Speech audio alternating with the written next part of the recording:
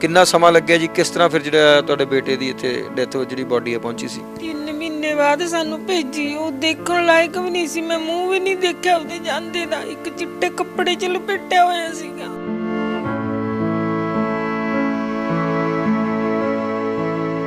ਮੈਨੂੰ ਅੱਜ ਤੱਕ ਨਹੀਂ ਪਤਾ ਮੇਰਾ ਪੁੱਤ ਕਿਵੇਂ ਮਰਿਆ, ਕਿਹਨੂੰ ਯਾਦ ਕੀਤਾ, ਕਿਹਨੂੰ ਆਵਾਜ਼ਾਂ ਮਾਰੀਆਂ। ਪਲ ਪਲ ਰੋਨੀ ਆ, ਪਲ ਪਲ ਰੋਨੀ ਆ ਮੈਂ। ਇਹ ਗੂੰਗੇ ਨੇ, ਇਹਨਾਂ ਨੂੰ ਮੈਂ ਕੀ ਕਰਾਂ, ਕਿੱਥੇ ਲਿਜਾਵਾਂ ਇਹਨਾਂ ਨੂੰ? ਮਕਾਨ ਲੋਨ ਤੇ ਆ, ਲੋਨ ਮੈਂ ਕਿੱਥੋਂ ਭਰਾਂ? ਮੈਂ ਕਿਰਾਇਆ ਮੈਂ ਨਹੀਂ ਭਰ ਸਕਦੀ।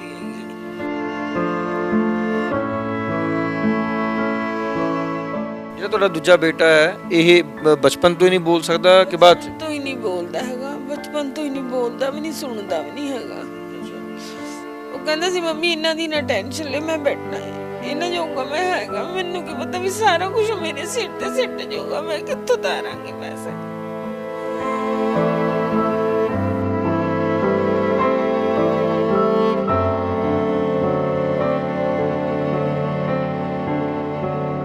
ਕਿੰਨਾ ਮਾਤਾ ਜੀ ਕਰਜ਼ਾ ਕਿੰਨਾ ਹੈ, ਕਿੰਨੀ ਕਿਸ਼ਤ ਹੈ ਔਰ ਕਿੰਨਾ ਰਹਿ ਗਿਆ ਜਿਹੜਾ ਤੁਸੀਂ ਭਰੋਂ ਤੇ ਤੁਹਾਡਾ ਇਹ ਮਕਾਨ ਬਚ ਜਾਵੇ, ਇਹਨੂੰ ਜਿੰਦਾ ਨਾ ਲੱਗੇ, ਤੁਹਾਨੂੰ ਸੜਕਾਂ ਤੇ ਨਾ ਰੁਲਣਾ ਪਵੇ? ਸਾਨੂੰ 5,63,000 ਕਿਹਾ ਹੈ। 2 ਲੱਖ ਤਾਂ ਪੌਣੇ 2 ਲੱਖ ਤਾਂ ਰਿਸ਼ਤੇਦਾਰਾਂ ਨੇ ਇਕੱਠੇ ਕਰਕੇ ਦੇ ਦਿੱਤਾ। 50,000 ਰੁਪਇਆ ਬਾਹਰੋਂ ਕਿਸੇ ਵੀਰ ਭਾਈ ਨੇ ਪਾਇਆ, ਬਾਕੀ 3.5 ਲੱਖ ਰੁਪਇਆ ਹੋਰ ਘਟਦਾ ਹੈ। ਉਹ ਕਿਤੇ ਜੇ ਕੋਈ ਦਿਲ 'ਚ ਰਹਿਮ ਪਊਗਾ ਕੋਈ ਕਰ ਦੂਗਾ। ਨਹੀਂ, ਕਿਹੜੀ ਤਰੀਕ ਅਖੀਰਲੀ ਕਹੀ ਹੈ? 31 ਦਸੰਬਰ ਕਹੀ ਹੈ? 31 ਦਸੰਬਰ ਗਈ ਹੈ। ਕਹਿੰਦੇ ਵੀ 28 29 ਤੱਕ ਸਾਨੂੰ ਭਰ ਦੋ, ਵੀ ਫਿਰ ਕਲੋਜ਼ਿੰਗ ਹੋ ਜਾਂਦੀ ਹੈ, ਫੇਰ ਨਹੀਂ ਅਸੀਂ ਵੀ ਭਰੇ ਨਹੀਂ ਜਾਣੇ ਤੁਹਾਡੇ ਪੈਸੇ। ਬਿਹਾਰੀ ਨੇ ਦੱਸਿਆ, ਕਹਿੰਦੇ ਇਹਨਾਂ ਨੇ ਗੈਰੇਜ 'ਚ ਰੱਖੀ ਹੋਈ ਹੈ, ਬਰਫ਼ ਰੱਖੀ ਹੈ ਉੱਤੇ, ਵੀ ਇਹਨਾਂ ਨੇ ਚੋਰੀ ਰੱਖੀ ਹੈ, ਬਾਹਰੋਂ ਬਾਹਰ ਕਾਗਜ਼ ਤਿਆਰ ਕਰਾ ਕੇ ਬਾਹਰੋਂ ਬਾਹਰ ਭੇਜਦੀ। ਉਹਨੇ ਸਾਰਾ ਕੁਝ ਦੱਸਿਆ, ਉਹਦੀ ਵੀ ਤਨਖਾਹ ਬੰਦ ਕਰਤੀ, ਉਹਨੂੰ ਵਾਪਸ ਭੇਜਤਾ ਯੂਪੀ। ਉਹਨੂੰ ਵੀ ਨਹੀਂ ਰੱਖਿਆ ਉਹਨਾਂ ਨੇ ਉੱਥੇ ਵੀ। ਤੂੰ ਕਿਉਂ ਦੱਸਿਆ ਉਹਨਾਂ ਨੂੰ, ਵੀਡੀਓ ਕਿਉਂ ਪਾਈ?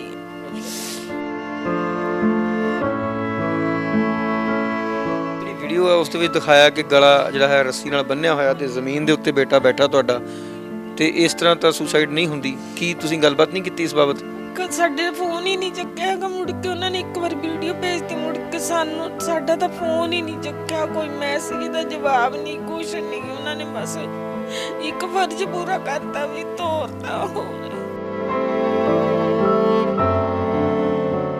ਸੋ ਇਸ ਪਰਿਵਾਰ ਨੂੰ ਦਰ ਦੀਆਂ ਠੋਕਰਾਂ ਖਾਣ ਤੋਂ ਬਹੁਤ ਸਾਰੇ ਲੋਕ ਮਦਦ ਕਰਕੇ ਬਚਾ ਸਕਦੇ ਆ। ਬਹੁਤ ਸਾਰੇ ਲੋਕ ਕਈ ਥਾਵਾਂ ਦੇ ਉੱਤੇ ਦਾਨ ਪੁੰਨ ਕਰਦੇ, ਦਸਵੰਧ ਕੱਢਦੇ ਆ, ਮੰਦਿਰ ਗੁਰਦੁਆਰਿਆਂ ਦੇ ਵਿੱਚ ਜਿਹੜਾ ਹੈ ਆਪਣਾ ਦਸਵੰਧ ਦਿੰਦੇ ਆ। ਸੋ ਦਸਵੰਧ ਦੀ ਇੱਥੇ ਵੀ ਜ਼ਰੂਰਤ ਹੈ। ਜੇਕਰ ਕੋਈ ਚਾਹੁੰਦਾ ਹੋਏਗਾ ਤੇ ਇਹਨਾਂ ਨੂੰ ਤੁਸੀਂ ਸੰਪਰਕ ਕਰ ਸਕਦੇ ਹੋ। ਪਟਿਆਲਾ ਦੇ ਵਿੱਚ ਇਹ ਰਹਿੰਦੇ ਆ, ਜਿੱਥੇ ਕਿ ਤੁਸੀਂ ਆਪਣਾ ਐਡਰੈਸ ਬੋਲ ਦਿਓ ਜੀ, ਕੋਈ ਨੰਬਰ ਹੈਗਾ ਉਹ ਵੀ ਬੋਲ ਦਿਓ। ਉਦਮ ਸਿੰਘ ਨਗਰ ਦਾ ਏਰੀਆ, 11 ਨੰਬਰ ਗਲੀ ਹੈ, 2 ਨੰਬਰ ਮਕਾਨ ਹੈ। ਨੰਬਰ ਮੇਰਾ 84 372 ਹੈ, 19 109।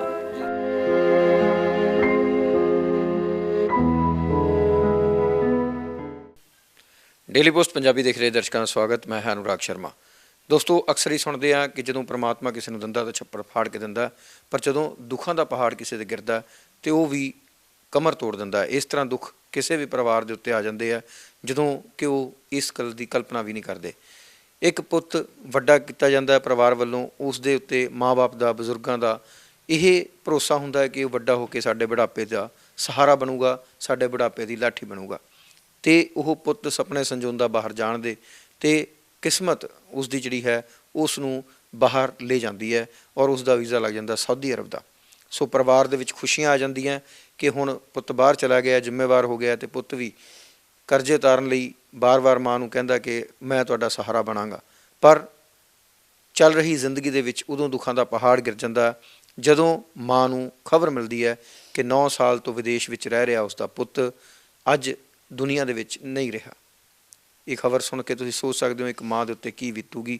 ਸੋ ਮੈਂ ਅੱਜ ਉਸ ਪਰਿਵਾਰ ਦੇ ਵਿੱਚ ਬੈਠਾ ਜਿਨ੍ਹਾਂ ਦਾ ਪੁੱਤ ਸਾਊਦੀ ਅਰਬ ਦੇ ਵਿੱਚ 9 ਸਾਲ ਮਿਹਨਤ ਕਰਨ ਤੋਂ ਬਾਅਦ ਦੁਨੀਆ ਨੂੰ ਛੱਡ ਗਿਆ। ਸੋ ਗੱਲਬਾਤ ਕਰਦੇ ਹਾਂ ਉਹਨਾਂ ਦੇ ਨਾਲ, ਜਾਣਦੇ ਹਾਂ ਅੱਜ ਉਸ ਪਰਿਵਾਰ ਦਾ ਕੀ ਹਾਲ ਹੈ, ਕਿਸ ਤਰ੍ਹਾਂ ਇਹ ਮਾਂ ਦਰ ਦੀਆਂ ਠੋਕਰਾਂ ਖਾ ਰਹੀ ਹੈ, ਲੋਕਾਂ ਦੇ ਘਰਾਂ ਦੇ ਵਿੱਚ ਕੰਮ ਕਰਨ ਲਈ ਮਜਬੂਰ ਹੈ। ਸੋ ਸਾਡੇ ਨਾਲ ਇਸ ਵਕਤ ਮੌਜੂਦ ਨੇ ਦਵਿੰਦਰ ਵੀਰ ਸਿੰਘ ਦੇ ਮਦਰ।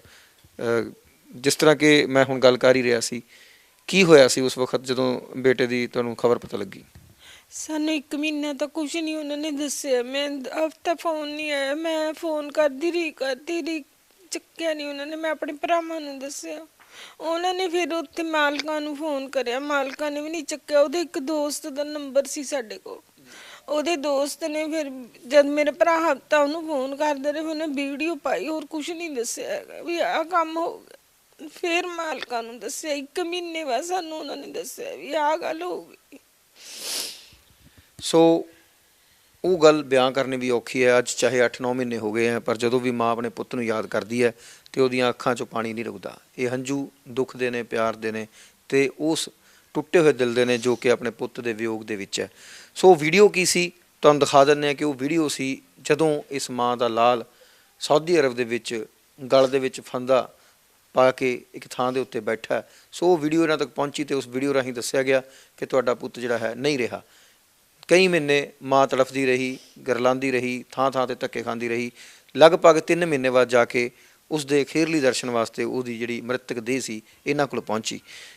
ਕਿੰਨਾ ਸਮਾਂ ਲੱਗਿਆ ਜੀ? ਕਿਸ ਤਰ੍ਹਾਂ ਫਿਰ ਜਿਹੜਾ ਤੁਹਾਡੇ ਬੇਟੇ ਦੀ ਇੱਥੇ ਡੈਥ ਜਿਹੜੀ ਬਾਡੀ ਹੈ ਪਹੁੰਚੀ ਸੀ? 3 ਮਹੀਨੇ ਬਾਅਦ ਸਾਨੂੰ ਭੇਜੀ। ਉਹ ਦੇਖਣ ਲਾਇਕ ਵੀ ਨਹੀਂ ਸੀ, ਮੈਂ ਮੂੰਹ ਵੀ ਨਹੀਂ ਦੇਖਿਆ ਉਹਦੇ ਜਾਂਦੇ ਦਾ। ਇੱਕ ਚਿੱਟੇ ਕੱਪੜੇ 'ਚ ਲਪੇਟਿਆ ਹੋਇਆ ਸੀਗਾ, ਮੈਂ ਦੇਖਿਆ ਨਹੀਂ ਮੂੰਹ ਉਹਦਾ। ਸਮੈਲ ਆਉਂਦੀ ਸੀ, ਇੰਨੀਆਂ ਹੱਡੀਆਂ ਉਹਦੀਆਂ ਨਿਕਲੀਆਂ ਪਈਆਂ ਸੀ, ਮਾਸ ਤਾਂ ਹੀ ਨਹੀਂ ਸੀ ਉਹਦੇ ਉੱਤੇ। ਪਤਾ ਨਹੀਂ ਕੀ ਕਰਿਆ ਉਹਨਾਂ ਨੇ, ਕੀ ਨਹੀਂ, ਮੈਨੂੰ ਨਹੀਂ ਸਮਝ ਆਉਂਦੀ ਹੈਗੀ। ਮੈਨੂੰ ਅੱਜ ਤੱਕ ਨਹੀਂ ਪਤਾ ਮੇਰਾ ਪੁੱਤ ਕਿਵੇਂ ਮਰਿਆ, ਕਿਹਨੂੰ ਯਾਦ ਕੀਤਾ, ਕਿਹਨੂੰ ਆਵਾਜ਼ਾਂ ਮਾਰੀਆਂ। ਜਿਹੜੀ ਵੀਡੀਓ ਹੈ ਉਸ ਦੇ ਵਿੱਚ ਦਿਖਾਇਆ ਕਿ ਗਲਾ ਜਿਹੜਾ ਹੈ ਰੱਸੀ ਨਾਲ ਬੰਨਿਆ ਹੋਇਆ ਤੇ ਜ਼ਮੀਨ ਦੇ ਉੱਤੇ ਬੇਟਾ ਬੈਠਾ ਤੁਹਾਡਾ, ਤੇ ਇਸ ਤਰ੍ਹਾਂ ਤਾਂ ਸੁਸਾਈਡ ਨਹੀਂ ਹੁੰਦੀ। ਕੀ ਤੁਸੀਂ ਗੱਲਬਾਤ ਨਹੀਂ ਕੀਤੀ ਇਸ ਬਾਬਤ? ਸਾਡੇ ਫੋਨ ਹੀ ਨਹੀਂ ਚੱਕਿਆ ਹੈਗਾ। ਮੁੜ ਕੇ ਉਹਨਾਂ ਨੇ ਇੱਕ ਵਾਰ ਵੀਡੀਓ ਭੇਜਤੀ, ਮੁੜ ਕੇ ਸਾਡਾ ਤਾਂ ਫੋਨ ਹੀ ਨਹੀਂ ਚੱਕਿਆ, ਕੋਈ ਮੈਸੇਜ ਦਾ ਜਵਾਬ ਨਹੀਂ, ਕੁਛ ਨਹੀਂ। ਉਹਨਾਂ ਨੇ ਬਸ ਇੱਕ ਫਰਜ਼ ਪੂਰਾ ਕਰਤਾ ਵੀ ਤੋਰਤਾ ਹੋ ਰਿਹਾ। ਮੈਨੂੰ ਪੁੱਛ ਕਦੇ ਕੁਝ ਵੀ, ਮੈਂ ਪਲ ਰੋਨੀ ਆ ਮੈਂ। ਇਹ ਗੂੰਗੇ ਨੇ, ਇਹਨਾਂ ਨੂੰ ਮੈਂ ਕੀ ਕਰਾਂ, ਕਿੱਥੇ ਲਿਜਾਵਾਂ ਇਹਨਾਂ ਨੂੰ? ਮਕਾਨ ਲੋਨ ਤੇ ਆ, ਲੋਨ ਮੈਂ ਕਿੱਥੋਂ ਭਰਾਂ? ਮੈਂ ਕਿਰਾਇਆ ਮੈਂ ਨਹੀਂ ਭਰ ਸਕਦੀ ਹੈਗੀ।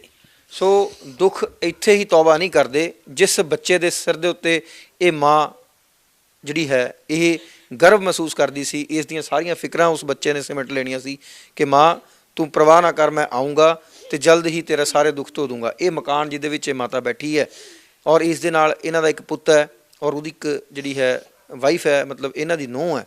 ਤੁਹਾਨੂੰ ਦੱਸਦਾ, ਦੁੱਖ ਜਦੋਂ ਕਿਸੇ ਨੂੰ ਘੇਰਦੇ ਨੇ ਤਾਂ ਇਸੇ ਤਰ੍ਹਾਂ ਘੇਰਦੇ ਆ। ਜਿਹੜਾ ਬੇਟਾ ਇਹਨਾਂ ਦਾ ਉਹ ਗੂੰਗਾ ਤੇ ਬਹਿਰਾ ਤੇ ਜਿਹੜੀ ਨੂੰਹ ਹੈ ਉਹ ਵੀ ਗੂੰਗੀ ਹੈ, ਸੋ ਉਹ ਵੀ ਬੋਲਣ 'ਚ ਅਸਮਰਥ ਹੈ।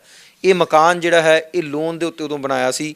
ਮਾਂ ਨੂੰ ਉਮੀਦ ਸੀ ਕਿ ਪੁੱਤ ਆਊਗਾ, ਵਿਦੇਸ਼ ਤੋਂ ਪੈਸੇ ਭੇਜੂਗਾ ਤੇ ਇਸ ਦਾ ਕਰਜ਼ਾ ਉਤਾਰ ਕੇ ਅਸੀਂ ਸੁੱਖ ਦੇ ਸਾਹ ਲਾਂਗੇ, ਤੇ ਆਪਣੇ ਬੱਚਿਆਂ ਨੂੰ ਸਮੇਟ ਕੇ ਬੈਠੀ ਸੀ। ਪਰ ਇਹਨੂੰ ਨਹੀਂ ਪਤਾ ਸੀ ਕਿ ਦੁੱਖਾਂ ਦਾ ਪਹਾੜ ਇਸ ਤਰ੍ਹਾਂ ਟੁੱਟੂਗਾ। ਸੋ ਕਿਸ ਤਰ੍ਹਾਂ ਜੀ ਇਹ ਮਕਾਨ ਦੇ ਲੋਨ ਦੀ ਗੱਲ ਚੱਲ ਰਹੀ ਹੈ ਅੱਜ ਜੀ, ਕੀ ਦਿੱਕਤ ਹੈ ਹੁਣ? ਉਹ ਕਹਿੰਦੇ ਨੇ ਵੀ ਅਸੀਂ 31 ਤੱਕ ਜਿੰਦਾ ਲਾ ਦੇਣਾ ਹੈ ਮਕਾਨ ਨੂੰ, ਵੀ ਅਸੀਂ ਨਹੀਂ ਹੋਰ ਵੇਟ ਕਰ ਸਕਦੇ। 7-8 ਮਹੀਨੇ ਹੋ ਗਏ, ਕਿਸ਼ਤਾਂ ਨਹੀਂ ਭਰੀਆਂ। ਮੈਂ ਕਿੱਥੋਂ ਭਰ ਸਕਦੀ ਹਾਂ? ਮੇਰੇ ਕੋਲ ਕੀ ਹੈ, ਮੈਂ ਕਿੱਥੋਂ ਭਰਾਂ? ਉਹ ਕਹਿੰਦੇ ਫਿਰ ਮਕਾਨ ਖਾਲੀ ਕਰ ਦੋ। ਇਹ ਨਹੀਂ ਸਰਕਾਰ ਸੁਣਦੀ ਹੈਗੀ ਵੀ ਤੁਹਾਡੇ ਨਾਲ ਕੋਈ ਪ੍ਰੋਬਲਮ ਹੋ ਗਈ, ਕੁਛ ਹੋ ਗਿਆ। ਹੁਣ ਮੈਂ ਇਹਨਾਂ ਨੂੰ ਕਿੱਥੇ ਲੈ ਕੇ ਜਾਊਂਗੀ? ਬੋਲਦੇ ਨਹੀਂ, ਸੁਣਦੇ ਨਹੀਂ, ਕਿੱਥੋਂ ਮੈਂ ਕਿਰਾਇਆ ਭਰੂੰਗੀ? ਤੁਸੀਂ ਇਹਦੇ ਬਾਬਤ ਕਿਸੇ ਨੂੰ ਮਿਲੇ, ਕਿਸੇ ਮੰਤਰੀ ਨਾਲ, ਅਫਸਰ ਨਾਲ ਗੱਲ ਕੀਤੀ? ਕਿਹਨੂੰ ਮਿਲੇ? ਮੈਂ ਐਸਪੀ ਬਰਾਏ ਕੋਲ ਗਈ, ਰਾਜੇ ਕੋਲ ਗਈ, ਭਗਵੰਤ ਮਾਨ ਕੋਲ। ਮੈਨੇ ਧੱਕੇ ਖਾਦੇ, ਕਿਸੇ ਨੇ ਮੇਰੀ ਸੁਣਵਾਈ ਨਹੀਂ ਕੀਤੀ। ਪੁਲਿਸਾਂ 'ਚ ਮੈਂ ਧੱਕੇ ਖਾਦੇ ਨੇ, ਕਿਸੇ ਨੇ ਨਹੀਂ ਸੁਣੀ ਮੇਰੀ, ਇੱਕ ਨਹੀਂ ਸੁਣੀ ਹੈਗੀ। ਜਿਵੇਂ ਕੁੱਤੇ ਵਾਲੀ ਮੌਤ ਹੁੰਦੀ ਹੈ ਕਿਸੇ ਨੂੰ, ਕੋਈ ਨਹੀਂ ਕਿਸੇ ਗਰੀਬ ਦਾ ਕਿਸੇ ਨੂੰ। ਸੋ ਇਸ ਕਦਰ ਮਜਬੂਰੀ ਹੈ ਕਿ ਬੈਂਕ ਦੇ ਲੋਨ ਦੇ ਉੱਤੇ ਮਕਾਨ ਸੀ ਤੇ ਜਦੋਂ ਪੁੱਤ ਕਮਾਉਣ ਵਾਲਾ ਨਹੀਂ ਰਿਹਾ ਤੇ ਉੱਥੋਂ ਕਿਸ਼ਤ ਆਉਣੀ ਬੰਦ ਹੋ ਗਈ ਤੇ ਇਹਨਾਂ ਨੇ ਬੈਂਕ 'ਚ ਕਿਸ਼ਤ ਭਰਨੀ ਬੰਦ ਕਰ ਦਿੱਤੀ। ਭਰਨ ਵੀ ਕਿੱਥੋਂ, ਕਿਉਂਕਿ ਇਹ ਖੁਦ ਆਪ ਲੋਕਾਂ ਦੇ ਘਰਾਂ ਦੇ ਵਿੱਚ ਕੰਮ ਕਰਦੇ ਆ, ਭਾਂਡੇ ਭੁੰਡੇ ਧੋਣ ਦਾ। ਤੇ ਜਿਹੜਾ ਪੁੱਤ ਹੈ ਇਹਨਾਂ ਦਾ ਉਹ ਗੂੰਗਾ ਤੇ ਬਹਿਰਾ। ਜੇ ਜਾਂਦਾ ਕਿਤੇ ਤਾਂ 100-150 ਰੁਪਏ ਦੀ ਦਿਹਾੜੀ ਕਦੇ ਮਿਲਦੀ ਹੈ, ਕਦੇ ਨਹੀਂ ਮਿਲਦੀ। ਉਸ ਨਾਲ ਪਰਿਵਾਰ ਪਾਲਣਾ ਹੀ ਬੜਾ ਔਖਾ ਹੈ। ਨੂੰਹ ਹੈ ਜਿਹੜੀ ਉਹ ਵੀ ਬੋਲਣ 'ਚ ਸੁਣਨ 'ਚ ਅਸਮਰਥ ਹੈ। ਇੱਕ ਛੋਟੀ ਜਿਹੀ ਬੱਚੀ ਹੈ, ਉਸ ਦੀ ਵੀ ਪਰਵਰਿਸ਼ ਹੈ। ਸੋ ਇਹ ਸਾਰਾ ਕੁਝ ਇਸ ਪਰਿਵਾਰ ਦੇ ਉੱਤੇ ਇੱਕਦਮ ਆ ਕੇ ਪਹਾੜ ਦੀ ਤਰ੍ਹਾਂ ਗਿਰ ਜਾਂਦਾ। ਜਿਸ ਪੁੱਤ ਦੇ ਉੱਤੇ ਉਮੀਦ ਸੀ ਕਿ ਉਹ ਆਏਗਾ, ਮਾਂ ਦੇ ਦੁੱਖ ਦੂਰ ਕਰੇਗਾ, ਇਹਨਾਂ ਦਾ ਜੀਵਨ ਸੁਖੀ ਕਰੇਗਾ, ਪਰ ਉਸ ਦੇ ਜਾਣ ਨਾਲ ਮੰਨੋ ਇਸ ਪਰਿਵਾਰ ਤੋਂ ਸਾਰੀਆਂ ਖੁਸ਼ੀਆਂ ਉਡਾਰੂ ਹੋ ਗਈਆਂ ਹੋਣ। ਇਸ ਪਰਿਵਾਰ ਕੋਲ ਸਿਵਾਏ ਦੁੱਖਾਂ ਦੇ ਇਸ ਵਕਤ ਕੁਝ ਨਹੀਂ ਹੈ। ਸੋ ਅੱਜ ਅਸੀਂ ਇਹਨਾਂ ਕੋਲ ਪਹੁੰਚੇ ਹਾਂ ਤਾਂ ਜੋ ਅਸੀਂ ਇਹਨਾਂ ਦੀ ਕਹਾਣੀ ਤੁਹਾਡੇ ਤੱਕ ਪਹੁੰਚਾ ਸਕੀਏ ਤੇ ਤੁਸੀਂ ਲੋਕ ਇਹਨਾਂ ਦੀ ਕੋਈ ਮਦਦ ਕਰ ਸਕੋ। ਕਿੰਨਾ ਮਾਤਾ ਜੀ ਕਰਜ਼ਾ ਕਿੰਨੀ ਕਿਸ਼ਤ ਹੈ ਔਰ ਕਿੰਨਾ ਰਹਿ ਗਿਆ ਜਿਹੜਾ ਤੁਸੀਂ ਭਰੋ ਤੇ ਤੁਹਾਡਾ ਇਹ ਮਕਾਨ ਬਚ ਜਾਵੇ, ਇਹਨੂੰ ਜਿੰਦਾ ਨਾ ਲੱਗੇ, ਤੁਹਾਨੂੰ ਸੜਕਾਂ ਤੇ ਨਾ ਰੁਲਣਾ ਪਵੇ? ਸਾਨੂੰ 5,63,000 ਕਿਹਾ ਏ। 2 ਲੱਖ ਤਾਂ ਪੌਣੇ 2 ਲੱਖ ਤਾਂ ਰਿਸ਼ਤੇਦਾਰਾਂ ਨੇ ਇਕੱਠੇ ਕਰਕੇ ਦੇ ਦਿੱਤਾ। 50,000 ਰੁਪਇਆ ਬਾਹਰੋਂ ਕਿਸੇ ਵੀਰ ਭਾਈ ਨੇ ਪਾਇਆ, ਬਾਕੀ 3.5 ਲੱਖ ਰੁਪਇਆ ਹੋਰ ਘਟਦਾ ਏ। ਉਹ ਹੁਣ ਕਿਤੇ ਜੇ ਕੋਈ ਦਿਲ 'ਚ ਰਹਿਮ ਪਊਗਾ ਕੋਈ ਕਰ ਦੂਗਾ, ਨਹੀਂ। ਕਿਹੜੀ ਤਰੀਕ ਅਖੀਰਲੀ ਕਹੀ ਹੈ? 31 ਦਸੰਬਰ ਕਹੀ ਹੈ? 31 ਦਸੰਬਰ ਕਹੀ ਹੈ, ਕਹਿੰਦੇ ਵੀ 28-29 ਤੱਕ ਸਾਨੂੰ ਭਰ ਦੋ, ਵੀ ਫਿਰ ਕਲੋਜ਼ਿੰਗ ਹੋ ਜਾਂਦੀ ਹੈ, ਫਿਰ ਨਹੀਂ ਅਸੀਂ ਵੀ ਭਰੇ ਨਹੀਂ ਜਾਣੇ ਤੁਹਾਡੇ ਪੈਸੇ, ਕਹਿੰਦੇ 28-29 ਤੱਕ ਭਰੋ। ਹੁਣ ਮੈਂ ਕਿੱਥੋਂ ਕਰ ਸਕਦੀ ਹਾਂ? ਮੇਰੇ ਕੋਲ ਕੀ ਹੈ? ਕੁਝ ਵੇਚਣ ਨੂੰ ਵੀ ਨਹੀਂ ਹੈਗਾ ਮੇਰੇ ਕੋਲ, ਮੈਂ ਕੁਝ ਵੇਚ ਕੇ ਭਰਦਾ ਜੀ। ਸੋ ਤੁਸੀਂ ਦੇਖ ਰਹੇ ਹੋ ਕਿ ਕਿਸ ਤਰ੍ਹਾਂ ਦੁੱਖ ਘੇਰ ਲੈਂਦੇ ਆ ਬੰਦੇ ਨੂੰ। ਇਹਨਾਂ ਨੂੰ ਵੀ ਉਹ ਦੁੱਖਾਂ ਨੇ ਘੇਰ ਲਿਆ। ਮਾਂ ਦੀ ਕਿਸਮਤ ਕਿ ਇਕੱਲੀ ਸੀ, ਪੁੱਤ ਨੂੰ ਵੱਡਾ ਕਰਕੇ ਭੇਜਿਆ, ਉਸ ਦੀ ਕਮਾਈ ਤੇ ਇਹ ਘਰ ਬਣਾਉਣਾ ਸੀ, ਪਰ ਉਸ ਦੀ ਅਚਾਨਕ ਮੌਤ ਹੋ ਜਾਂਦੀ ਹੈ। ਹਜੇ ਤੱਕ ਇਹਨਾਂ ਨੂੰ ਇਹ ਨਹੀਂ ਪਤਾ ਲੱਗਿਆ ਕਿ ਉਸ ਦੀ ਮੌਤ ਕਿਸ ਤਰ੍ਹਾਂ ਹੋਈ, ਸਿਰਫ ਇੱਕ ਵੀਡੀਓ ਮਿਲੀ ਹੈ। ਸਾਡੇ ਜਿਹੜੇ ਪੰਜਾਬ ਦੇ ਵਿੱਚ ਕਹਿ ਲਈਏ ਕਿ ਨੌਜਵਾਨ ਇੰਨਾ ਸੋਚਦੇ ਆ ਕਿ 12ਵੀਂ ਕਰੋ ਤੇ ਬਾਹਰ ਚਲੇ ਜਾਓ, ਬਾਹਰ ਪਤਾ ਨਹੀਂ ਕੀ ਮਿਲ ਜੂਗਾ, ਪਰ ਬਾਹਰ ਜਿੱਥੇ ਖੁਸ਼ੀ ਮਿਲਦੀ ਹੈ, ਸੁੱਖ ਮਿਲਦਾ, ਉੱਥੇ ਅਜਿਹੇ ਦੁੱਖ ਵੀ ਮਿਲਦੇ ਆ। ਸੋ ਇੱਕ ਜਵਾਨ ਬੱਚਾ ਘਰੋਂ ਚਲਾ ਗਿਆ, ਉਸ ਦੀ ਮੌਤ ਹੋ ਗਈ ਹੈ ਤੇ ਮਾਂ ਕੋਲ ਉਸ ਦੀ ਲੋਥ ਹੈ, ਜਿਹੜੀ ਲਾਸ਼ ਦਰਸ਼ਨ ਜਿਹੜੇ ਹੈ ਲਾਸਟ ਦਰਸ਼ਨ, ਉਹ ਵੀ 3 ਮਹੀਨੇ ਬਾਅਦ ਹੁੰਦੇ ਆ। ਤੇ ਮਾਂ ਕਹਿੰਦੀ ਹੈ ਕਿ ਉਹ ਵੀ ਨਹੀਂ ਕਰ ਸਕਦੀ ਸੀ ਕਿਉਂਕਿ ਮੁਸ਼ਕ ਮਾਰਦਾ ਸੀ, ਹੱਡੀਆਂ ਨਿਕਲ ਗਈਆਂ ਸੀ, ਮਾਸ ਤਾਂ ਹੈ ਹੀ ਨਹੀਂ ਸੀ। ਮਤਲਬ 3 ਮਹੀਨੇ ਮੌਤ ਤੋਂ ਬਾਅਦ ਸਾਊਦੀ ਅਰਬ ਦੇ ਵਿੱਚ ਰੱਖਿਆ ਗਿਆ, ਉਸ ਤੋਂ ਬਾਅਦ ਇਹਨਾਂ ਦੇ ਸਪੁਰਦ ਕੀਤੀ ਗਈ ਜਿਹੜੀ ਉਸ ਦੀ ਬਾਡੀ ਸੀਗੀ। ਸੋ ਇੰਨੇ ਦੁੱਖ ਝੇਲਣੇ ਪੈਂਦੇ ਆ। ਕੱਲਾ ਬਾਹਰ ਜਾ ਕੇ ਬੰਦਾ ਖੁਸ਼ ਨਹੀਂ ਹੋ ਜਾਂਦਾ, ਸੁਖੀ ਨਹੀਂ ਹੋ ਜਾਂਦਾ, ਬਾਹਰ ਜਾ ਕੇ ਵੀ ਬੜਾ ਕੁਛ ਹੈ। ਤਕਦੀਰ ਕਿਸ ਤਰ੍ਹਾਂ ਬੰਦੇ ਦਾ ਸਾਥ ਛੱਡ ਦਿੰਦੀ ਹੈ। ਸੋ ਇਹਨਾਂ ਦੇ ਨਾਲ ਉਹੀ ਵਾਪਰਿਆ। ਫਿਲਹਾਲ ਜਿਹੜੀ ਅੱਜ ਦੀ ਗੱਲ ਹੈ ਉਹ ਇਹ ਹੈ ਕਿ ਜਿਹੜਾ ਇਸ ਮਕਾਨ ਦੇ ਵਿੱਚ ਛੱਤ ਦੇ ਨੀਚੇ ਰਹਿ ਰਹੇ ਹੈ, ਇਹ ਛੱਤ ਇਹਨਾਂ ਕੋਲ 31 ਦਸੰਬਰ ਤੱਕ ਹੈ। ਇਹ ਛੱਤ ਇਹਨਾਂ ਤੋਂ ਖੋਈ ਜਾ ਸਕਦੀ ਹੈ ਕਿਉਂਕਿ ਬੈਂਕ ਵਾਲਿਆਂ ਨੇ ਕਹਿਤਾ ਕਿ 28-29 ਤਰੀਕ ਤੱਕ ਤੁਸੀਂ 5,65,000 ਰੁਪਏ ਜਮ੍ਹਾਂ ਕਰਾਓ, ਜਿਹਦੇ ਵਿੱਚ ਇਹਨਾਂ ਕੋਲ 2-2.5 ਲੱਖ ਰੁਪਏ ਇਕੱਠਾ ਹੋ ਗਿਆ। ਕੁਝ ਰਿਸ਼ਤੇਦਾਰਾਂ ਵੱਲੋਂ ਮਦਦ ਕੀਤੀ ਗਈ ਹੈ, ਕੁਝ ਇੱਥੇ ਇੱਕ NGO ਹੈ ਪਟਿਆਲਾ ਦੇ ਵਿੱਚ, ਉਹਨਾਂ ਵੱਲੋਂ ਮਦਦ ਕੀਤੀ ਗਈ ਹੈ 50,000 ਰੁਪਏ ਦੀ, ਤੇ ਹੋਰ ਵੀ ਮਦਦ ਦਾ ਆਸ਼ਵਾਸਨ ਦੇ ਰਹੇ ਆ। ਪਰ ਇਸ ਮਾਂ ਨੂੰ, ਇਸ ਦੇ ਗੂੰਗੇ ਬਹਿਰੇ ਬੱਚਿਆਂ ਨੂੰ ਤੁਸੀਂ ਦਰ ਦੀਆਂ ਠੋਕਰਾਂ ਖਾਣ ਤੋਂ ਬਚਾ ਸਕਦੇ ਹੋ ਕਿਉਂਕਿ ਇਹ ਮਿਹਨਤ ਕਰਦੇ ਆ, ਇਹ ਲੋਕਾਂ ਦੇ ਘਰਾਂ ਦੇ ਵਿੱਚ ਭਾਂਡੇ ਧੋਂਦੇ ਆ ਤੇ ਆਪਣਾ ਗੁਜ਼ਰ ਬਸ਼ਰ ਕਰ ਰਹੇ ਆ, ਰੋਟੀ ਪਾਣੀ ਚਲਾ ਰਹੇ ਆ, ਪਰ ਐਡੀ ਵੱਡੀ ਅਮਾਊਂਟ ਨਹੀਂ ਇਕੱਠੀ ਕਰ ਪਾ ਰਹੇ ਜਿਸ ਦੇ ਲਈ ਕਿ ਡੈਡਲਾਈਨ 31 ਦਸੰਬਰ ਹੈ। ਸੋ ਇਸ ਪਰਿਵਾਰ ਨੂੰ ਦਰ ਦੀਆਂ ਠੋਕਰਾਂ ਖਾਣ ਤੋਂ ਬਹੁਤ ਸਾਰੇ ਲੋਕ ਮਦਦ ਕਰਕੇ ਬਚਾ ਸਕਦੇ ਆ। ਬਹੁਤ ਸਾਰੇ ਲੋਕ ਕਈ ਥਾਵਾਂ ਦੇ ਉੱਤੇ ਦਾਨ ਪੁੰਨ ਕਰਦੇ, ਦਸਵੰਧ ਕੱਢਦੇ ਆ, ਮੰਦਿਰ ਗੁਰਦੁਆਰਿਆਂ ਦੇ ਵਿੱਚ ਜਿਹੜਾ ਹੈ ਆਪਣਾ ਦਸਵੰਧ ਦਿੰਦੇ ਆ। ਸੋ ਦਸਵੰਧ ਦੀ ਇੱਥੇ ਵੀ ਜ਼ਰੂਰਤ ਹੈ। ਜੇਕਰ ਕੋਈ ਚਾਹੁੰਦਾ ਹੋਏਗਾ ਤੇ ਇਹਨਾਂ ਨੂੰ ਤੁਸੀਂ ਸੰਪਰਕ ਕਰ ਸਕਦੇ ਹੋ। ਪਟਿਆਲਾ ਦੇ ਵਿੱਚ ਇਹ ਰਹਿੰਦੇ ਆ, ਜਿੱਥੇ ਕਿ ਤੁਸੀਂ ਆਪਣਾ ਐਡਰੈਸ ਬੋਲ ਦਿਓ ਜੀ, ਕੋਈ ਨੰਬਰ ਹੈਗਾ ਉਹ ਵੀ ਬੋਲ ਦਿਓ। ਉਦਮ ਸਿੰਘ ਨਗਰ ਦਾ ਏਰੀਆ, 11 ਨੰਬਰ ਗਲੀ ਹੈ, 2 ਨੰਬਰ ਮਕਾਨ ਹੈ। ਨੰਬਰ ਮੇਰਾ 84,372 19,109 ਆ ਜੀ। ਸੋ ਇਹ ਪਟਿਆਲਾ ਦੇ ਤ੍ਰਿਪੜੀ ਤੋਂ ਅੱਗੇ ਸ਼ਹੀਦ ਉਦਮ ਸਿੰਘ ਨਗਰ ਦੇ ਵਿੱਚ 11 ਨੰਬਰ ਗਲੀ ਦੇ ਵਿੱਚ 2 ਨੰਬਰ ਮਕਾਨ ਦੇ ਵਿੱਚ ਰਹਿੰਦੇ ਆ। ਮਕਾਨ ਇਹਨਾਂ ਕੋਲ 31 ਤੱਕ ਹੀ ਹੈ, ਉਸ ਤੋਂ ਬਾਅਦ ਬੈਂਕ ਵਾਲੇ ਕਹਿੰਦੇ ਆ ਕਿ ਜਿੰਦਾ ਲਗਾ ਦੇਵਾਂਗੇ। ਬਹੁਤ ਥਾਵਾਂ ਦੇ ਉੱਤੇ ਮਾਤਾ ਜੀ ਭਟਕੇ ਆ, ਜਿਸ ਤਰ੍ਹਾਂ ਕਿ ਇਹਨਾਂ ਨੇ ਨਾਮ ਲਿੱਤਾ, ਭਗਵੰਤ ਮਾਨ ਕੋਲ ਗਏ, SP ਸਿੰਘ ਉਬਰਾਏ ਕੋਲ ਗਏ, ਕੈਪਟਨ ਅਮਰਿੰਦਰ ਸਿੰਘ ਕੋਲ ਗਏ, ਕਈ ਪ੍ਰਸ਼ਾਸਨਿਕ ਅਧਿਕਾਰੀਆਂ ਕੋਲ ਗਏ, ਪਰ ਕਿਸੇ ਦੇ ਕੰਨ ਤੇ ਜੂੰ ਨਾ ਸਰਕੀ। ਸਰਕੂ ਵੀ ਕਿਵੇਂ? ਕਿਉਂਕਿ ਇਹ ਲੋਕ ਤਾਂ ਆਪਣੀ ਰਾਜਨੀਤੀ ਚਮਕਾਉਣ ਦੇ ਲਈ ਲੋਕਾਂ ਨੂੰ ਦੱਸਦੇ ਆ ਕਿ ਅਸੀਂ ਅੱਛੇ ਹਾਂ, ਅਸੀਂ ਬਿਹਤਰ ਹਾਂ, ਪਰ ਅਸਲੀ ਹਕੀਕਤ ਇਹ ਹੈ। ਮਾਤਾ ਜੀ ਜਦੋਂ ਤੁਸੀਂ ਇਹ ਲੀਡਰਾਂ ਕੋਲ ਜਾਂਦੇ ਸੀ ਤੇ ਕੁਝ ਕਹਿੰਦੇ ਤਾਂ ਹੋਣੇ ਤੁਹਾਨੂੰ ਕਿ ਮਿਲਦੇ ਨਹੀਂ ਸੀ? ਨਹੀਂ, ਉਹ ਬਾਹਰੋਂ ਹੀ ਕਹਿ ਦਿੰਦੇ ਸੀ ਗਏ ਹੋਏ ਨੇ, ਅੱਜ ਹੈ ਨਹੀਂ ਗੇ। SP ਬਰਾਏ ਕੋਲ ਉਹ ਬਾਹਰ ਗਿਆ ਹੋਇਆ, ਕੁਛ ਨਾ ਕੁਛ ਅੱਕਣਾ ਬਹਾਨਾ ਮਾਰ ਕੇ ਮੋੜ ਦਿੰਦੇ ਸੀ। ਸਾਰਾ ਦਿਨ ਬੈਠੀ ਰਹਿੰਦੀ ਸੀ ਮੈਂ, ਅਰਬਨ ਸਟੇਟ ਤੁਰ ਕੇ ਜਾਂਦੀ ਰਹੀ ਹਾਂ। ਮੇਰੇ ਕੋਲ ਕਿਰਾਇਆ ਨਹੀਂ ਹੁੰਦਾ ਸੀਗਾ, ਤਾਂ ਵੀ ਤੁਰ ਕੇ ਜਾਂਦੀ ਰਹੀ ਹਾਂ। ਕਿਸੇ ਨੇ ਮੇਰੀ ਸੋ ਨਹੀਂ ਦੇਖਿਆ ਜਾਂਦਾ ਇਸ ਤਰ੍ਹਾਂ ਰੋਂਦੀ ਮਾਂ ਨੂੰ, ਉਹਦੀਆਂ ਅੱਖਾਂ 'ਚ ਪਾਣੀ ਹੈ, ਪਰ ਜਿੱਥੇ ਦੁੱਖ ਹੈ ਉਸ ਨੂੰ ਆਪਣੇ ਜਵਾਨ ਪੁੱਤ ਦਾ ਜਾਣਦਾ, ਜਿਹੜਾ ਕਿ ਕਮਾਊ ਪੁੱਤ ਸੀ, ਜਿਹਨੇ ਮਾਂ ਦੇ ਦੁੱਖ ਦੂਰ ਕਰਨੇ ਸੀ। ਉੱਥੇ ਹੀ ਅੱਜ ਉਸ ਤੋਂ ਵੀ ਵੱਡਾ ਦੁੱਖ ਹੈ ਕਿ ਜਿਹੜਾ ਇੱਕ ਗੂੰਗਾ ਬੱਚਾ ਹੈ, ਇੱਕ ਗੂੰਗੀ ਨੂੰਹ ਹੈ, ਉਸ ਨੂੰ ਲੈ ਕੇ, ਉਸ ਦੇ ਛੋਟੇ ਜਿਹੇ 3-4 ਸਾਲ ਦੇ ਬੱਚੇ ਨੂੰ ਲੈ ਕੇ ਸੜਕਾਂ ਦੇ ਉੱਤੇ ਕਿਵੇਂ ਘੁੰਮਾਂਗੀ, ਕਿਸ ਤਰ੍ਹਾਂ ਫਿਰਾਂਗੀ, ਤੇ ਜੇਕਰ ਕਿਰਾਏ ਤੇ ਮਕਾਨ ਲੈਣਾ ਪੈ ਗਿਆ ਤੇ ਫਿਰ ਕਿਰਾਇਆ ਕਿਸ ਤਰ੍ਹਾਂ ਭਰਾਂਗੀ? ਕਿਉਂਕਿ ਆਪ ਖੁਦ ਕੰਮ ਕਰਦੇ ਆ ਇਹ ਘਰਾਂ ਦੇ ਵਿੱਚ, ਤੇ ਉਸ ਤੋਂ ਬਾਅਦ ਜਿਹੜਾ ਇਹਨਾਂ ਦਾ ਬੇਟਾ ਹੈ ਉਹ ਬੋਲ ਸੁਣ ਨਹੀਂ ਸਕਦਾ, ਇਸ ਕਰਕੇ ਉਹਨੂੰ 100, 150, 200 ਰੁਪਏ ਤੱਕ ਦੀ ਦਿਹਾੜੀ ਮਿਲਦੀ ਹੈ। ਉਹ ਵੀ ਕਦੇ ਮਿਲੀ ਕਦੇ ਨਾ ਮਿਲੀ, ਇੱਕ ਵਰਗੀ ਹੈ, ਕਿਉਂਕਿ ਉਹ ਬੋਲਣ ਤੇ ਸੁਣਨ 'ਚ ਅਸਮਰਥ ਹੈ। ਕੋਈ ਮਦਦ ਦੇ ਲਈ ਲੈ ਲੈਂਦਾ ਤੇ ਠੀਕ ਹੈ, ਨਹੀਂ ਤਾਂ ਨਹੀਂ ਕੰਮ ਕਰ ਪਾਉਂਦਾ। ਉਸ ਦੇ ਵਿੱਚ ਵੀ ਉਸਨੇ ਪਰਿਵਾਰ ਪਾਲਣਾ, ਇੱਕ ਛੋਟੀ ਬੇਟੀ ਹੈ ਔਰ ਉਸਦੀ ਵਾਈਫ ਹੈ ਜੋ ਖੁਦ ਬੋਲਣ ਤੇ ਸੁਣਨ ਦੇ ਵਿੱਚ ਅਸਮਰਥ ਹੈ। ਕੀ ਮੰਗ ਕੀ ਕਰਦੇ ਹੋ ਸਾਡੇ ਲੋਕਾਂ ਨੂੰ, ਜਿਹੜੇ ਲੋਕ ਦੇਖਦੇ ਤੁਹਾਨੂੰ, ਉਹਨਾਂ ਨੂੰ ਕੀ ਬੇਨਤੀ ਕਰਦੇ ਹੋ? ਇਹੀ ਕਹਿੰਦੀ ਆ ਵੀ ਮੇਰੀ ਇੰਨੀ ਕੁ ਮਦਦ ਕਰ ਦਿਓ, ਮੇਰਾ ਲੋਨ ਉਤਰ ਜੇ। ਮੈਂ ਤਾਂ ਬਸ ਇਹੀ ਬੇਨਤੀ ਕਰਦੀ ਆ ਭੈਣ ਭਾਈਆਂ ਨੂੰ, ਮੈਂ ਹੋਰ ਕੁਝ ਨਹੀਂ ਮੰਗਦੀ ਹੈਗੀ ਵੀ ਚੱਲ ਮੇਰੀ ਛੱਤ ਬਚ ਜਾਵੇ। ਜੀ ਨਾ ਕਿਤੇ 3 ਲੱਖ ਹੈਗੇ? 3,65,000 ਰੁਪਇਆ ਘਟਦਾ ਏ ਹੋਰ। ਸਵਾ 2 ਲੱਖ ਰੁਪਇਆ ਹੈਗਾ ਏ। ਜੀ ਹਾਂ। ਸੋ ਬਹੁਤ ਵੱਡੀਆਂ ਵੱਡੀਆਂ NGO ਕੰਮ ਕਰਦੀਆਂ, ਬਹੁਤ ਵੱਡੀਆਂ ਵੱਡੀਆਂ ਸੰਸਥਾਵਾਂ ਕੰਮ ਕਰਦੀਆਂ, ਬਹੁਤ ਸਾਰੇ ਲੋਕ ਜਿਹੜੇ ਨਿੱਜੀ ਤੌਰ ਦੇ ਉੱਤੇ ਮਦਦ ਕਰਦੇ ਆ। ਜੇਕਰ ਕੋਈ ਇਸ ਵੀਡੀਓ ਨੂੰ ਦੇਖ ਰਿਹਾ ਤੇ ਇਹਨਾਂ ਦੀ ਮਦਦ ਕਰਨਾ ਚਾਹੁੰਦਾ, ਤੁਹਾਨੂੰ ਐਡਰੈਸ ਵੀ ਦੱਸਿਆ, ਤੁਸੀਂ ਖੁਦ ਆ ਕੇ ਵੀ ਇਹਨਾਂ ਦੀ ਮਦਦ ਕਰ ਸਕਦੇ ਹੋ। ਨੰਬਰ ਦੇ ਉੱਤੇ ਫੋਨ ਵੀ ਕਰ ਸਕਦੇ ਹੋ। ਇੱਕ ਪਰਿਵਾਰ ਦੇ ਸਿਰ ਤੋਂ ਛੱਤ ਜਾਣ ਤੋਂ ਬਚਾਈ ਜਾ ਸਕਦੀ ਹੈ। ਇਹ ਕੋਈ ਪਰਿਵਾਰ ਮੁਹਤਾਜ ਨਹੀਂ ਸੀ, ਮੁਹਤਾਜ ਤਾਂ ਹੋ ਗਿਆ ਕਿਉਂਕਿ ਤਕਦੀਰ ਨੇ ਇਹਨਾਂ ਦੇ ਨਾਲ ਦਗਾ ਕਰ ਲਿਆ। ਇਹਨਾਂ ਦਾ ਜਵਾਨ ਪੁੱਤ ਸਾਊਦੀ ਅਰਬ ਦੇ ਵਿੱਚ ਜਿਹਦੀ ਕਿ ਮੌਤ ਹੋ ਗਈ ਹੈ, ਅੱਜ ਤੱਕ ਇਹਨਾਂ ਨੂੰ ਇਹ ਨਹੀਂ ਪਤਾ ਲੱਗਿਆ ਕਿ ਉਹ ਸੁਸਾਈਡ ਸੀ, ਮਰਡਰ ਸੀ ਜਾਂ ਫਿਰ ਮੌਤ ਦਾ ਕਾਰਨ ਕੀ ਸੀ। ਬਾਹਰ ਗਿਆ ਸੀ ਸੁਪਨੇ ਲੈ ਕੇ ਵੀ ਕਮਾ ਕੇ ਜਿਹੜਾ ਘਰ ਭਰ ਦਿਆਂਗਾ, ਕਮਾ ਕੇ ਇਹ ਛੱਤ ਜਿਹੜੀ ਹੈ ਖਰੀਦ ਕੇ ਦਿਆਂਗਾ, ਪਰ ਹੋਣੀ ਨੂੰ ਕੁਝ ਹੋਰ ਹੀ ਮਨਜ਼ੂਰ ਸੀ। 9 ਸਾਲ ਲਗਾਤਾਰ ਉਸਨੇ ਕੰਮ ਕੀਤਾ ਇੱਕ ਕੰਪਨੀ ਦੇ ਵਿੱਚ, ਤੇ ਜਦੋਂ ਉਸਦੀ ਮੌਤ ਹੋ ਜਾਂਦੀ ਹੈ ਤੇ ਕੰਪਨੀ ਨੇ ਪਰਿਵਾਰ ਦਾ ਟੈਲੀਫੋਨ ਚੱਕਣਾ ਵੀ ਮੁਨਾਸਬ ਨਾ ਸਮਝਿਆ। ਸੋ ਇਸ ਤਰ੍ਹਾਂ ਵੀ ਲੋਕ ਕਰ ਲੈਂਦੇ ਆ, ਜਿਸ ਨੂੰ ਅਸੀਂ ਮੰਨ ਵੀ ਨਹੀਂ ਸਕਦੇ ਕਿ ਕੋਈ ਅਗਰ ਕਿਸੇ ਦੀ ਮੌਤ ਹੋ ਗਈ ਹੈ ਤੇ ਉਸ ਦੇ ਪਰਿਵਾਰ ਨੂੰ ਤੁਸੀਂ ਦੱਸੋਗੇ ਵੀ ਨਹੀਂ, ਤੁਸੀਂ ਫੋਨ ਵੀ ਨਹੀਂ ਚੱਕੋਗੇ। ਬੜੀ ਮੰਦਭਾਗੀ ਗੱਲ ਹੈ। ਸੋ ਇਹਨਾਂ ਵੱਲੋਂ ਔਖੇ ਸੌਖੇ ਹਿੱਲੇ ਵਸੀਲੇ ਕਰਕੇ ਉਹ ਅੰਤਿਮ ਦਰਸ਼ਨ ਲਈ ਡੈੱਡ ਬੋਡੀ ਜਿਹੜੀ ਇੱਥੇ ਮੰਗਾਈ ਗਈ ਤੇ ਉਸ ਦਾ ਸੰਸਕਾਰ ਕੀਤਾ ਗਿਆ। ਮਾਂ ਕਿਸ ਤਰ੍ਹਾਂ ਦੀ ਹੋਏਗੀ, ਕਿਸ ਤਰ੍ਹਾਂ ਦਾ ਉਸ ਦੇ ਉੱਤੇ ਬੀਤ ਰਿਹਾ ਹੋਏਗਾ, ਜਦੋਂ ਕਹਿੰਦੀ ਹੈ ਵੀ ਦੇਖਣ ਲਾਇਕ ਵੀ ਨਹੀਂ ਸੀ ਬੋਡੀ, ਮੁਸ਼ਕ ਮਾਰਦੀ ਸੀ। 3 ਮਹੀਨੇ ਆਖਰਕਾਰ ਕਿਉਂ? ਇਹ ਤੁਸੀਂ ਗੱਲ ਨਹੀਂ ਕੀਤੀ ਕਿਸੇ ਨਾਲ ਵੀ 3 ਮਹੀਨੇ ਕਿਉਂ ਰੱਖਿਆ, ਇੰਨਾ ਲੇਟ ਕਿਉਂ ਹੋ ਗਿਆ? ਸਾਡਾ ਫੋਨ ਹੀ ਨਹੀਂ ਚੱਕਿਆ ਹੈਗਾ, ਕਿਸੇ ਨੇ ਨਹੀਂ ਦੱਸਿਆ ਸਾਨੂੰ। ਤਾਂ ਇੱਕ ਬਿਹਾਰੀ ਨੇ ਦੱਸਿਆ, ਕਹਿੰਦਾ ਇਹਨਾਂ ਨੇ ਗੈਰੇਜ 'ਚ ਰੱਖੀ ਹੋਈ ਹੈ, ਬਰਫ਼ ਰੱਖੀ ਹੈ ਉੱਤੇ, ਵੀ ਇਹਨਾਂ ਨੇ ਚੋਰੀ ਰੱਖੀ ਹੈ, ਬਾਹਰੋਂ ਬਾਹਰ ਕਾਗਜ਼ ਤਿਆਰ ਕਰਾ ਕੇ ਬਾਹਰੋਂ ਬਾਹਰ ਭੇਜਤੀ। ਉਹਨੇ ਸਾਰਾ ਕੁਝ ਦੱਸਿਆ, ਉਹਦੀ ਵੀ ਤਨਖਾਹ ਬੰਦ ਕਰਤੀ, ਉਹਨੂੰ ਵਾਪਸ ਭੇਜਤਾ ਯੂਪੀ।